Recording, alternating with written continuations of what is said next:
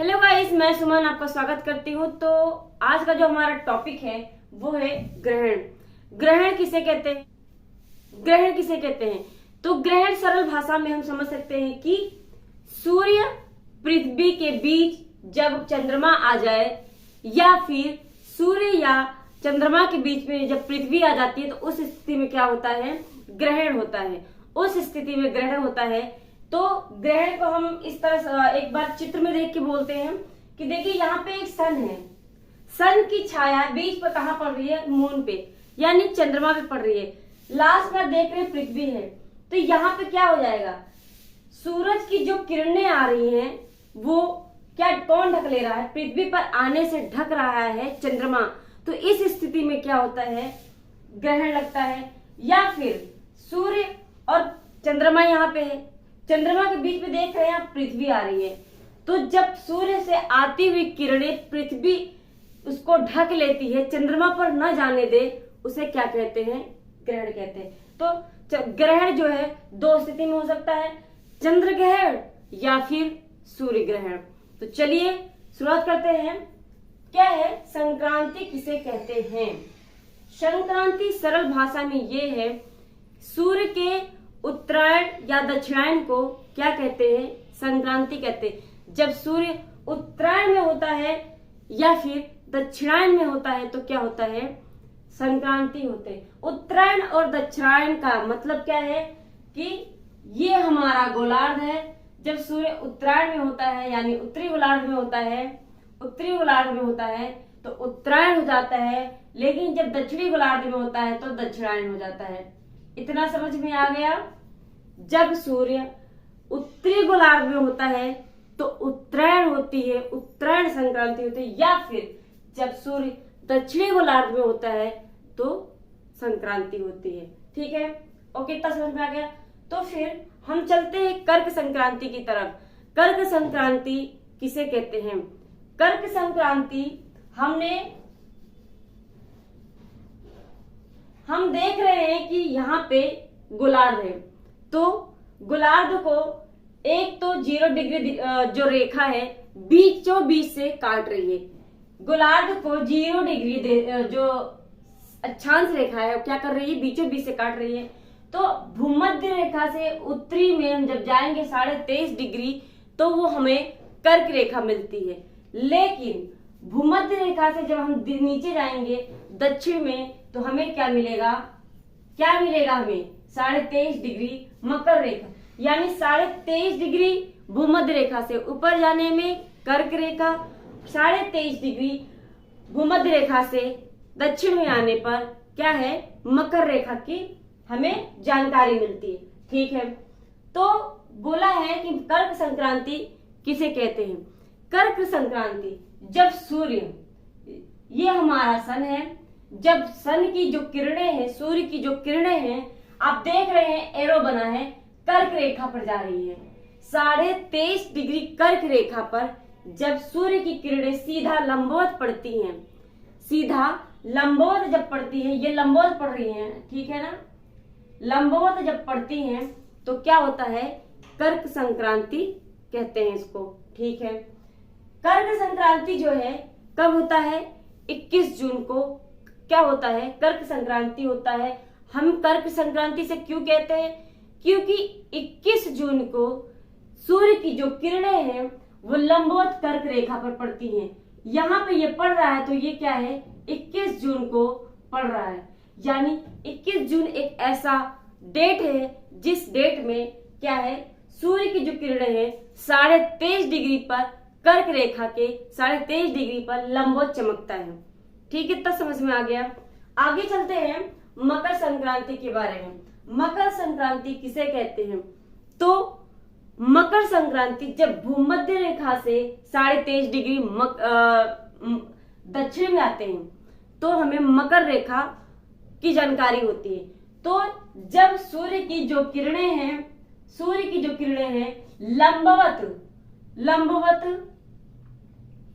सूर्य की जो किरणें हैं जब लंबवत 23.5 डिग्री मकर रेखा पर पड़ती हैं, सूर्य की जब किरणें लंबवत 23.5 डिग्री मकर रेखा पर पड़ती है तो क्या होता है? मकर संक्रांति होता है। मकर संक्रांति जो है 22 दिसंबर को क्या होता है, मकर संक्रांति होता है। 22 दिसंबर ठंड पड़ती है, तो जब मकर संक्रांति होती है 22 दिसंबर को, उस वक्त जो है उत्तरी गोलार्ध में छोटा दिन होता है, लंबी रातें होती हैं। जब यानी कि कह सकते हैं कि मकर संक्रांति के समय उत्तरी गोलार्ध में जो है दिन और रात बड़ी होती है, दिन छोटा होता है। वहीं देखा जाए तो दक्षिणी गोलार्ध में दिन बड़ा होगा और रात छोटी होगी।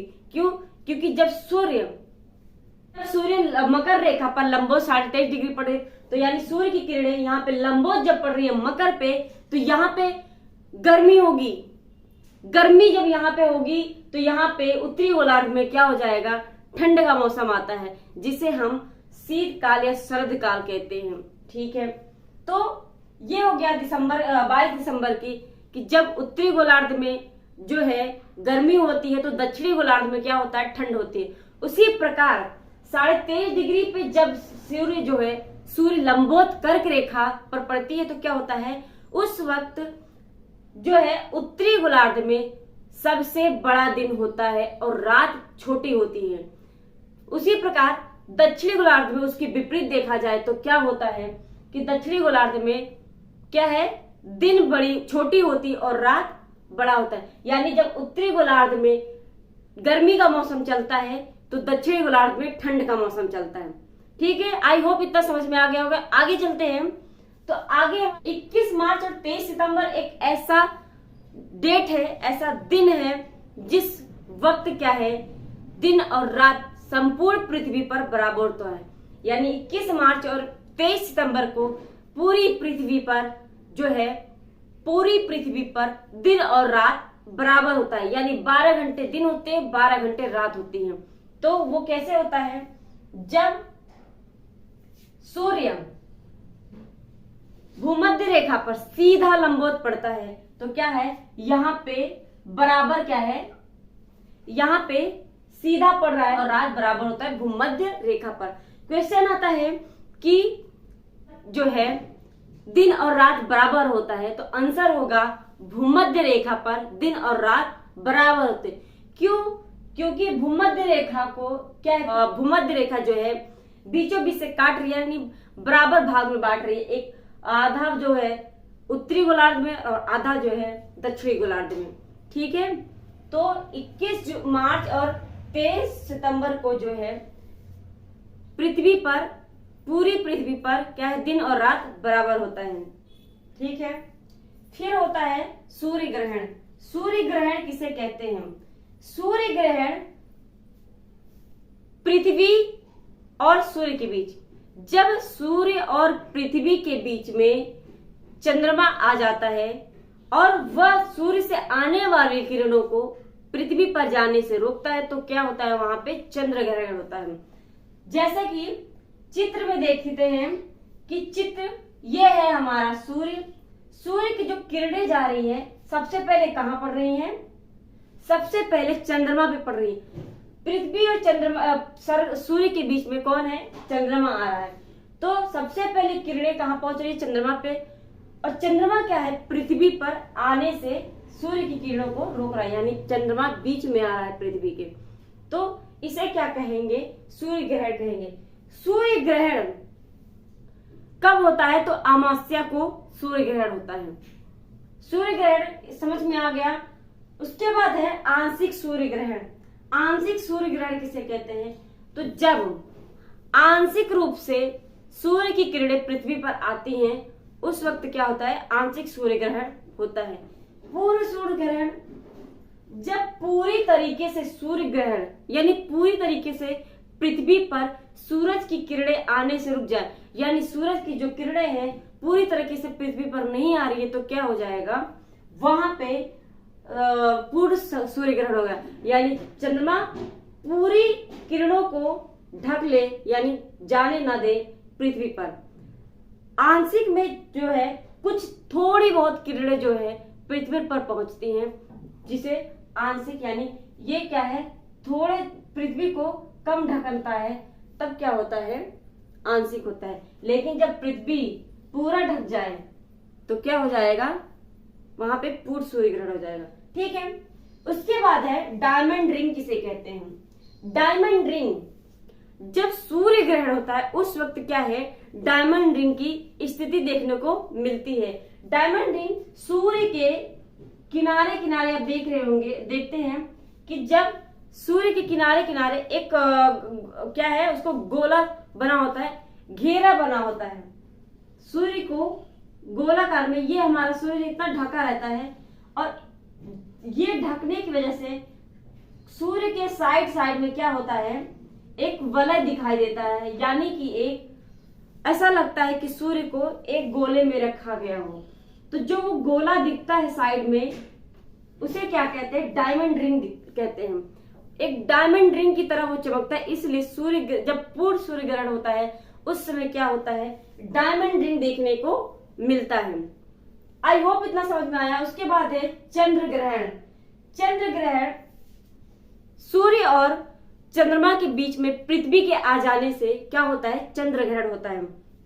चंद्र ग्रहण देख रहे हैं मैप में, देखिए सन है हमारा, सन के बीच, सन और चंद्रमा के बीच में पृथ्वी दिख रही है आपको। यहाँ पे हमारा चंद्रमा है, फिर हमारा पृथ्वी है, फिर हमारा क्या है, सन है। तो सन से आने वाली जो किरणें हैं चंद्रमा पर जाने से कौन रोक रहा है, पृथ्वी। यानी पृथ्वी चंद्रमा और सन के बीच में आ रही है। इस स्थिति में जो किरणें हैं चंद्रमा पर पहुंचने से रुकती है, इन्हीं को हम क्या कहते हैं, इस स्थिति को चंद्र ग्रहण कहते हैं। तो चंद्र ग्रहण कब होता है, चंद्र ग्रहण जो हमारा पूर्णिमा को होता है। चंद्र ग्रहण पूर्णिमा को होता है। चंद्र ग्रहण साल भर में, एक साल में 3 बार होता है चंद्र ग्रहण।